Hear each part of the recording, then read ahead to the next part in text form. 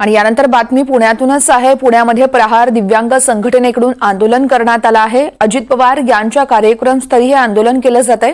आज अजित पवारांकडून पुण्यामध्ये ध्वजवंदन केलं जाणार आहे आणि त्या अगोदरच प्रहारकडून हे आंदोलन केलं जात आहे। प्रजासत्ताक दिनानिमित्त उपमुख्यमंत्री आणि पुण्याचे पालकमंत्री अजित पवार पोलीस ग्राउंडवर ध्वजवंदन करणार आहेत आणि त्याआधीच हे आंदोलन केलं जात आहे।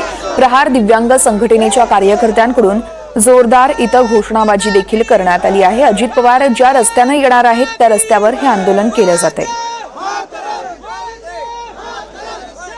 पुण्यामध्ये प्रहार दिव्यांग संघटनेकडून हे आंदोलन केलं जात आहे। आपण पाहतोय आज सकाळपासूनच इथे सगळे दिव्यांग बांधव एकवटले आहेत।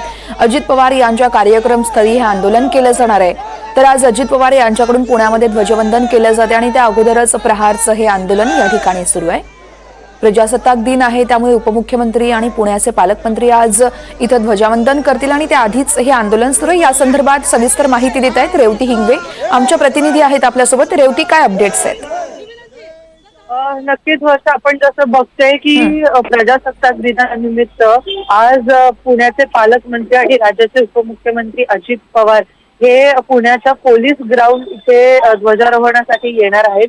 काहीच क्षणात खरं तर ते येणार आहे, पण त्यापूर्वी प्रहार संघटना जी आहे त्यांच्याकडनं एक आंदोलन करण्यात येत आहे। खरं तर हे जे आंदोलन करण्यात येते ते त्यांचे वेगवेगळ्या मागण्या मांडण्यासाठी खरं तर हे आंदोलन करण्यात येत आहे। त्यांची मागणी अशी आहे की अपंग व्यक्तींना 1,500 रुपयांची जी पेन्शन आहे ती वाढवून 6,000 इतकी मिळावी, यासाठी खरं तर हे आंदोलन चालू आहे।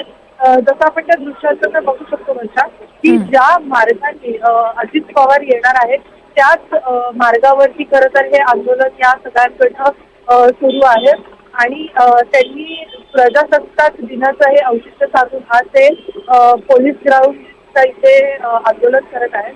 खरं तर आता पोलीस बंदोबस्त देखील आपल्याला पाहायला मिळतोय। काही अनुचित घटना घडू नये त्यासाठी हा पोलीस बंदोबस्त आहे, परंतु आता अजित पवार आल्यानंतर त्यांच्या मागण्या ऐकतील आणि त्याच्यावरती काय पुढे ऍक्शन घेतील हे पाहणं महत्त्वाचं आहे। निश्चितच रेवती, या आंदोलनासंदर्भातली सगळी माहिती तुमच्याकडून घेणार आहोत। तुर्तास धन्यवाद दिलेल्या माहितीसाठी।